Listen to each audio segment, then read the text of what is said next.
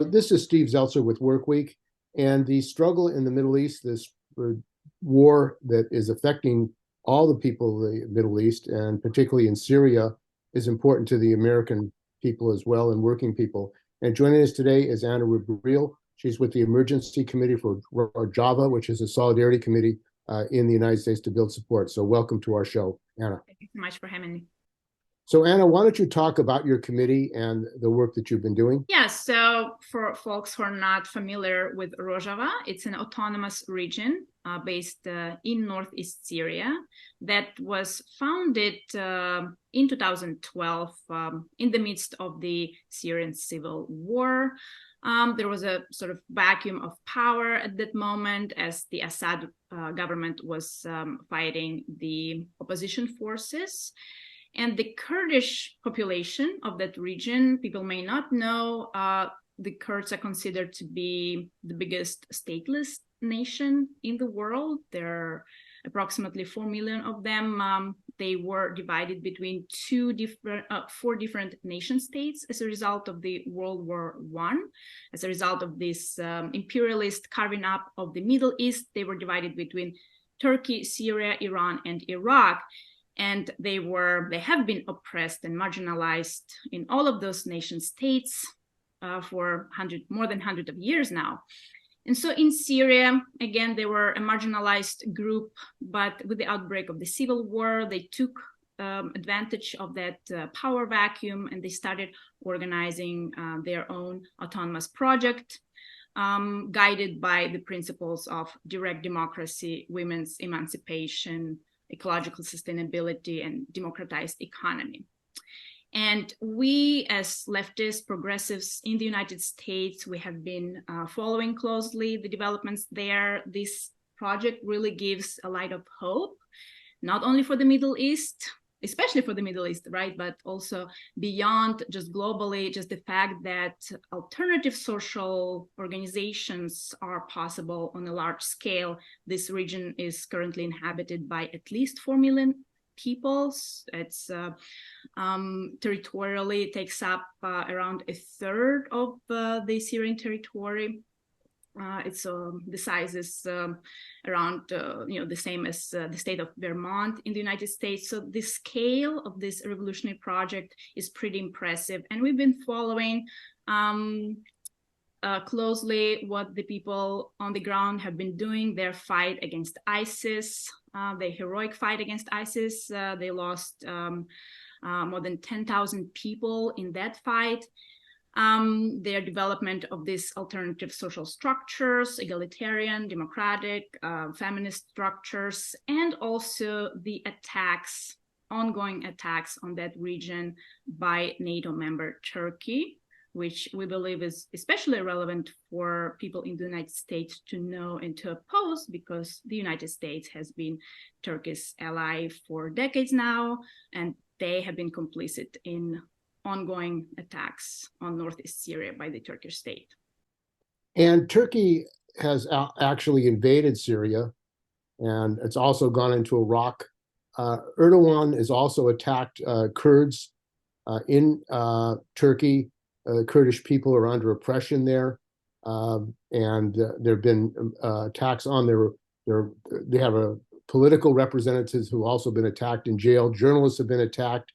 The repression of the Kurds in Turkey is one of the reasons Kurdish people feel they need their own state. They don't have democratic rights. That's right. And the situation has been very similar across these 4 nation states: Turkey, Syria, Iran, Iraq. Kurdish people have been subjected to not just lack of political, cultural, economic rights. They have been subjected to open genocide, right? Like with the Saddam Hussein's attacks in Iraq. But yes, we're talking right now about Syria, about Turkey. This autonomous project that has been built in Syria is actually connected organizationally, but also inspired by the Kurdish freedom movement that emerged within Turkey in 1970s, 1980s. So there are links And there are similarities in terms of what these movements are pursuing. And you mentioned that because of the lack of the rights, because of this ongoing oppression, Kurds may want a state. And this is something that's unique about this ongoing project in northeast Syria, is the fact that the Kurdish movement that emerged within Turkey and whose ideas are now implemented in northeast Syria, they came to a realization that nation state is inherently oppressive. And so they stopped aspiring to having their own state as an antidote to oppression, as a solution to the oppression. They decided, okay, we need to, democratize our political structures. We need to find a way to build a form of governance that's pluralistic. And it's especially important for the Middle East, right? Right. We're looking, of course, we're talking while Israel's bombing Gaza and threatening to invade it. So this region, the Middle East, has been historically very pluralistic. There are, so many different ethno-religious groups inhabiting this region. So the Kurds have realized that we cannot claim this part of territory, whether it's within Turkey, whether it's within Syria, we cannot claim it as a Kurdish state. We have to come together with other groups, Arabs, Armenians, Syriacs and Assyrians, Turkmens, right, Turks. We have to come together and we have to find a way to live and govern ourselves peacefully, while also having autonomy over our collective affairs. So that's one of the reasons why what they're building in northeast Syria is so inspiring. And perhaps to talk about Turkey's intentions, right, behind targeting northeast Syria, as you pointed out, Turkey has been oppressing Kurds within its own borders for a century, but especially targeting the contemporary Kurdish freedom movement that emerged in 1970s, 1980s, brutally, right? The latest round of war within Turkey, right, took place in 2015, 2016. Whole city districts were wiped out by the Turkish military. And now they're doing something similar in Syria, right? They want to prevent a Kurdish autonomy on its southern border. It's one reason, right? There's, of course, sort of neo-Ottoman imperialist expansionist project that Erdogan has been pursuing or trying to pursue. But the prevention of an autonomous Kurdish region is an important factor. The Turkish state, Erdogan is afraid that it will be an example. It will be a model for the Kurds within Turkish borders as well.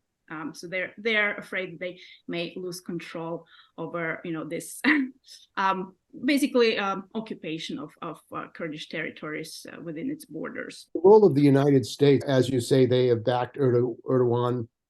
There's a military base, Incirlik, U.S. military base. There are over 800 military bases around the world of the United States. What is the role of the United States in Syria from the point of view of the people of Rojava? Yes, so as I mentioned, Turkey has been a NATO member. It has been an important United States ally. The United States has cultivated Turkey as a bulwark against the Soviet Union. Starting in 1980s, they were behind the coup in 1980s that sort of brought a military regime that cracked down on the left and on the Kurds. And, this alliance, the geopolitical strategic importance of Turkey continues to remain for the United States in the current day. The role of the United States in Syria has been complicated, right? So Turkey remains an important ally of NATO. So they have to sort of cater to Turkey's ambitions, Turkey's desires for its own expansionist project in the Middle East. But at the same time, right, the United States tries to maintain its own hegemony, right? world hegemony, but also the hegemony, regional hegemony in the Middle East. So what the United States is currently doing in Syria, they have around 900 special forces on the ground that are specifically involved in anti-ISIS operations on the ground, and they are working with the military forces of the autonomous administration of Northeast Syria. They were, of course, also instrumental. The United States support was instrumental when the autonomous administration, the Kurdish majority region, but also Arab majority regions of Northeast Syria were fighting ISIS. So they were able to defeat ISIS territorially precisely because of US aerial support. They do not have their own aircraft or anti-aircraft equipment. Now, at the same time, you mentioned Turkey did invade Syria, and Turkey has invaded Syria with the United States permission, basically, right? The United States has its own forces. In 2019, that was especially visible what happened. As you remember, I'm sure a lot of people remember President Trump. Then President Trump declared that United States would withdraw its troops from that area of Syria, basically green-lighting Turkey's invasion. So at that moment, you could see sort of divided loyalties of the United States, or also just the internal conflict within the United States government and military apparatus in terms of its policy for Syria. But what was clear is that Turkey was able to invade Northeast Syria, to displace hundreds, thousands of people. It currently occupies the northern part of Syria only because the United States gave its permission.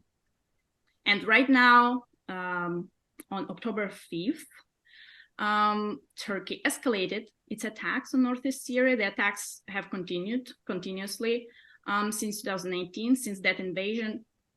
And it escalated its attacks. It launched a massive, heavy bombing campaign that targeted civilian infrastructure of the autonomous administration. They bombed, they damaged, rendered inoperable power stations, water stations, oil fields, industrial factories, even schools and a couple of hospitals. And again, they were able to do that because the United States let them do it. The United States has its special forces on the ground, and they control part of the skies, right? So the United States had been complicit in Turkey's expansionist pursuit in that area, while at the same time maintaining its alliance with Turkey, because Turkey remains to be an important NATO strategic ally. And also, I understand the United States has oil wells. They're shipping oil from Syria, selling it. Is that true? No, they are not shipping oil. The autonomous administration does operate sort of makeshift oil wells and makeshift oil refineries in that region, the region that they control in Northeast Syria. There was a moment under Trump, the US government issued a license to a US-based company to develop oil refineries and to start selling oil. That went nowhere. Nothing happened. When Biden was elected, he discontinued that license. So at the moment, the autonomous administration uses that oil that's within the territory that it controls for the needs of local people, right? So that's how they keep funding their military operations, right? ISIS is still present on the ground. Turkey keeps attacking. Turkey keeps threatening another invasion, on the ground invasion. That's how they provide electricity and water, basic needs to the people, subsidized food. It's an impoverished, war-torn region. So the oil that's in the territory controlled by the autonomous administration is controlled and used by the autonomous administration, not by the United States. Now, this invasion of Syria has led to a large number of Syrians going into Turkey. And I understand, one of the developments in Turkey is this xenophobia attacks on Syrians in Turkey. There have been lynchings. Syrian people who escaped to Turkey as a result of the invasion and the war in Syria now are facing a tremendous attack. Why don't you talk about the situation of the Syrians in Turkey? Yes, absolutely. Well, first of all, not just the recent invasion. Since the beginning of the civil war, a lot of Syrians would, had to go to Turkey to escape, to escape being killed and displaced. The last invasion, 2019, actually more people ended up going deeper south, to the territory that's controlled by the Ottoman administration, to escape Turkey's attacks and the occupation. But yes, you're right. The Syrians who are currently within Turkey, that's an important factor for Turkey's internal politics. They played a major role in the last elections where President Erdogan was re-elected. Why? Because precisely what you said, the Turkish public, right, is highly xenophobic, and all the different parties on different political spectrum within Turkey had to adopt this anti-migrant, anti-Syrian discourse in order to gain political support. So even President Erdogan's main contender from the secular opposition had to use this as, basically his most important point on his platform, right? We are going to send Syrians back to Syria, precisely because that's something that sells with Turkish public. That's also important for sort of Turkey's standing within the international community. Turkey has been using these refugees as a bargaining chip with the EU because it has the ability to open its borders, right? To open its western borders and let all these migrants, all these refugees enter the European Union. So the European Union has had to compromise with Turkey and has to tolerate Turkey's aggressions all over the Middle East, the Mediterranean, etc. It's violations of human rights within Turkey, precisely because Erdogan has been using refugees as a threat against the European Union. And as part of Turkey's invasion of Syria, there was ethnic cleansing. The idea was to bring in Turkish people into Syria and to remove the native population, the indigenous population. Where is that? Because, that seemed to be genocide against the people who were living there by Erdogan and the Turkish government. Yes, absolutely. Unfortunately, it's not, as widely known within the international community. The plan that's currently, ongoing by President Erdogan is to resettle the Syrian refugees that are currently within Turkey into this part of northern Syria. And it is an ethnic cleansing because when they invaded and occupied, when Turkey and its proxies invaded and occupied, the first time it was in 2018, the second time in 2019, they displaced local population. Whatever locals decided to remain in that area, they're being harassed, they're being attacked, they're being dispossessed, raped. It's really horrific what's happening there. People compare this to the rule of ISIS, really what's happening right now in the areas that Turkey is occupying. And its proxies, Turkey's proxies, they're basically rebranded Al-Qaeda members. They rebranded themselves as Syrian National Army, and it's directly funded by Turkey.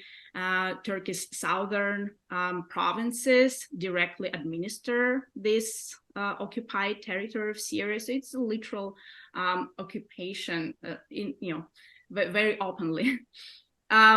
And the plan is to resettle the Syrian refugees who are right now in Turkey into these occupied areas. It has been taking place slowly, right? We read reports here and there that the Turkish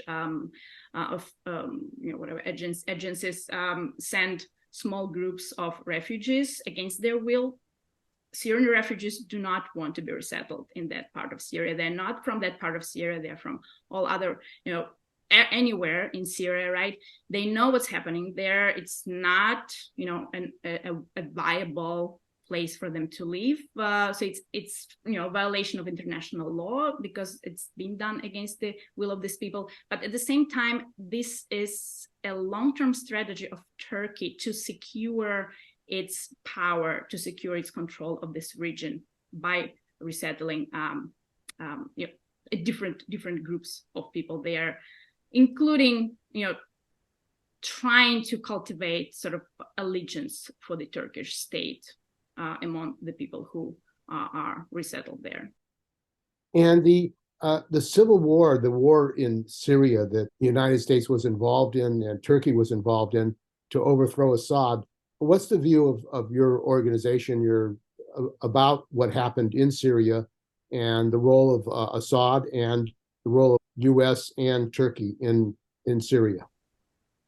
Yeah, so basically, we see that the United States, while in the initial phases, it sort of favored the overthrow of the Assad government. At some point, the U.S. government realized it was not a good idea, and they stopped supporting forces that were fighting against Assad. And they even made an effort to prevent any heavy military equipment to get into the hands of those opposition forces, right?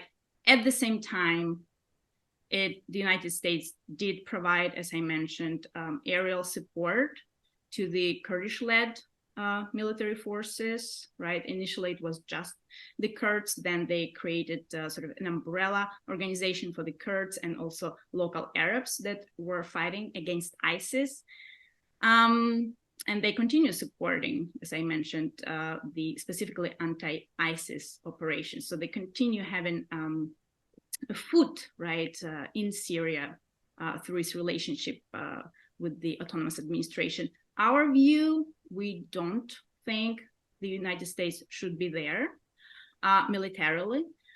We don't think the United States military presence is a guarantee against Turkish invasions. As we saw in 2019, Trump said that the US troops would withdraw. They didn't withdraw. Only one part of them withdrew. The majority just moved further south, and the invasion happened regardless, right? And in this latest escalation, all right, on October 5th, again, the United States is there, but they did permit Turkey to carry out this atrocious bombing campaign against the civilian infrastructure. So the United States presence, military presence, is not a guarantee for anything. What we are asking, what we are advocating the United States to do is to first stop its military relationship with Turkey, to stop selling military equipment to Turkey. There is currently a potential sale of fighter jets, of a new fleet of 40 fighter jets to Turkey that the Biden administration is pushing through, trying to get approval within Congress in a sort of a trade-off for Turkey's lifting its objection to Sweden's accession to NATO. So it's right in your face, just criminal what they're doing. We are advocating against that sale, against any military funding, military cooperation between the United States and Turkey. And what we are asking as a guarantee for this autonomous project in Northeast Syria to survive, we're asking for some sort of political and diplomatic measures, some sort of diplomatic recognition, and making sure that this region is included in whatever renewed peace negotiations for post-war Syria are underway. There is currently a UN-sponsored peace talks, Syrian peace talks, out of which the autonomous administration is excluded because Turkey objected to their being present. And this is crazy. As I said, the autonomous region is inhabited by 4 million people. It's a huge chunk of Syrian population that should have their voice heard in whatever post-war arrangement is being decided, being discussed. So we're really advocating for political diplomatic support, not for, military presence. And of course, the United States invaded Iraq, has invaded countries, Libya, overthrown governments throughout the region. It invaded Afghanistan to fight the Russians. It supported the fundamentalist movement, Osama bin Laden and others who were fighting the Russian infidels. And now they're fighting the American infidels. ISIS and Al-Qaeda basically are results of U.S. imperialism in the Middle East. What is the role of the United States? And also U.S. Congress is aware that Turkey's jets, which they supply them, have been used in bombing populations, civilian populations, the Kurds and others. This hypocrisy in the U.S. government among the Democrats and Republicans, it seems they really don't care. And in this case, they want Turkey to support Sweden being into NATO so they can continue the war in Ukraine. What is the view of your organization about the role of U.S. imperialism and also the war in Ukraine and now the war in supporting Israel against the Palestinians? I mean, it's all very similar across these cases of U.S. military support for aggressive, regional imperialist regimes. And this is something that's not very often recognized, but Turkey is an imperialist power. It's just a regional imperialist power, but it has enough power, right, to get involved in all kinds of conflicts within the Middle East and in the Mediterranean. And they're able to do this because the United States supports them in this endeavor, because they need, in order to secure their own geopolitical interest in the Middle East, they need to continue this relationship with Turkey. So yes, we want people to realize that Turkey's actions in the Middle East are in line, right, or are supported by the United States imperialist project, right? Sometimes some sectors on the United States left, right, they call for complete withdrawal of the United States troops from Syria, complete disengagement. And yes, of course, ideally, we want them to be out. But what these sectors on the left do not realize is that the United States at the same time, right, continues to accommodate the regional imperialist powers violence in this region, which is Turkey, right? So this is not a solution. U.S. troops out of everywhere will not be a solution to violence. It may only allow for more violence in that particular region. And of course, I mean, you said this. It's all so interconnected with what's going on in Ukraine. And in fact, Turkey has been able really to gain more leverage, gain more power geopolitically because of Russia's invasion of Ukraine, because of Turkey's status as a NATO member, right? They've been playing all sides. They've been playing both sides. And they've been doing it very well and getting all kinds of concessions, including this potential sale of F-16s. So, but again, like it's all, it's all ultimately connected to the United States trying to secure its interests. And Assad, of course, has been supported by Russia, protected. There are supporters of the Assad administration who have said that he and the Assad regime are provide opportunities for ethnic minorities to operate as a secular state, and that Assad should be supported in that region. What's your view of that? I think it's very clear that Assad is not a good force in Syria. I mean, he committed horrific violence, horrific human rights violations against the people of Syria, against the democratic, peaceful uprising that began in 2011. It's the Assad regime that turned that uprising violent, right? We all know it's a fact that the Assad regime started releasing jihadist prisoners in order to render that uprising in order to channel it into a more violent direction so that it could crack down, so that the majority of people who initially supported it would feel alienated from supporting it. And of course, I mean, it bombed cities, there are torture chambers, there are so many people, so many Syrians who are now displaced. And Russia, the Assad regime really has been able to remain in power until now because of Russia's support. It would not have been survived otherwise. And again, that's part of Russia's imperialism in the region. They are doing what it takes to secure their food in that territory. And they bombed civilian areas for Assad. So it's not a good force. And at the moment, Assad is too weak. I mean, if we're talking about Northeast Syria, Assad is too weak to take on this autonomous region, to potentially, they want to gain full control of the Syrian territory. Ideally, they're not able to confront the autonomous region at the moment. So it's sort of a standoff, it's sort of a power play between Russia, Assad, Iran, and Turkey, in terms of who gets which piece of the country and who gets control of which part of the country.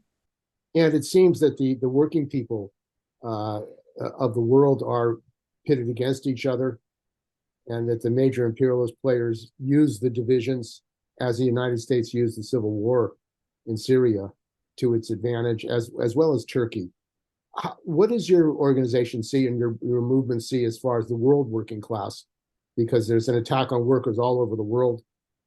Global struggles, workers throughout the world are fighting back against union busting, against privatization, deregulation, the attacks on the working class, and also expansion of war. The United States, the Democrats want to get the Congress going and the Republicans going back in session so they can spend more money on defending Israel and the war against Ukraine, on the war in Ukraine. It seems like globally we're going towards a world war, which benefits the military-industrial complex, benefits the profiteers who make money off of war. Yes, well, we've been advocating for internationalist links, internationalist connections, internationalist support with the people of Northeast Syria, recognizing the role of the United States government, recognizing that we as people here in the United States, we bear some responsibility, right, for what our government is doing in the rest of the world. And we've been trying to also make connections between unions, between workers of Northeast Syria and workers here in the United States. We've had a couple of events organized by Vermont AFL-CIO, where we organized, we basically arranged exchanges between unions in Northeast Syria and various union representatives here in the United States to build solidarity, to build mutual relationships along those lines. And yes, absolutely. I think that's why people here in the United States have to pay attention to what's happening across the world, because it's their money, right? It's their tax money that goes to fund all this aggressive imperialist genocidal governments like Israel or Turkey. As I said, I mean, right now we're talking about this sale of F-16s, but the United States support for Turkey goes decades back and takes all kinds of forms. We absolutely advocate for this money to be better spent and address inequalities and poverty and deprivation inside this country.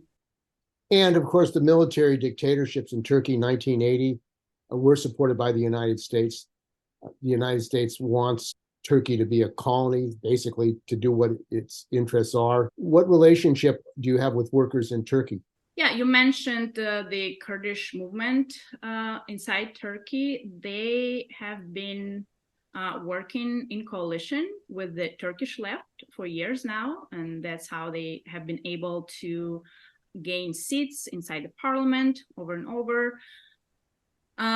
So there is that collaboration between the Kurdish left and between the Turkish left. Inside Turkey, there is recognition that it's a common struggle. There's a recognition that the Turkish state has been using the Kurds, has been criminalizing Kurds within Turkey, and has been attacking Kurds outside its borders in Syria and Iraq, in order to maintain control, in order to maintain political control within Turkey. This is what sells. It's a capitalist regime, it's a neoliberal capitalist regime, authoritarian regime,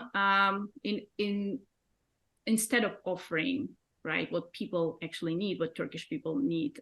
The Turkish state has been using its war against Kurds. And in the United States, the war against immigrants here coming to the United States. Trump and the border, build more border walls while supporting military dictatorships and boycotts of oil from Venezuela and military dictatorships in Central and Latin America, which the United States have perpetrated.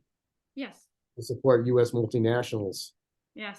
Yes, it's a similar dynamic of finding a scapegoat and uniting the general population against that scapegoat, which also helps the Turkish state to hide, right, whatever exploitation, whatever dispossession of Turkish people it has been engaged in. And what kind of unions are there in Rojava? All kinds of unions, laborers, right, manual workers, teachers, doctors, nurses.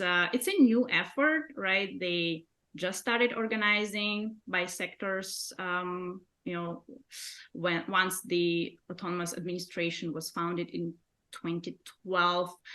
It goes beyond protecting workers' rights, right, in the workplace. It also serves, or at least they envision it to serve the goal of mobilizing people, right, around this project of social justice, around democratizing politics, self-governance within the workplace, women's emancipation, right? So they have been viewing union organizing also as a way to reach the broader public with these ideas, with these new ideas on which the autonomous project is based. So it's not business unionism as we have in the United States, corporate unionism. Right. It is not. Yeah. Well, I want to thank you for joining us. And if people want to get in touch with your organization here in the United States. Yes, we do have a website. It's defendrojava.org. So Rojava is ROJAVA. And if people go to our website, they'll be able to also connect to find us on Twitter, Facebook, Instagram, and YouTube. Okay, well, thank you very much for joining us, Anna. Thank you so much for having me.